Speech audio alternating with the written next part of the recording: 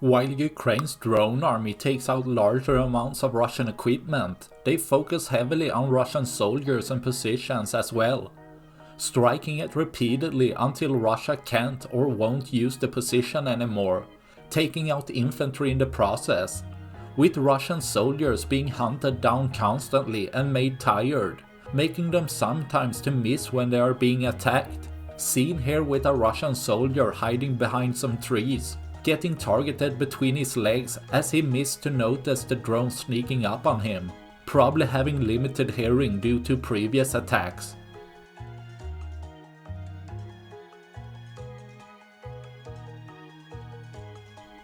That's all I have for this video. Please like and subscribe for more. Thanks for watching. Bye.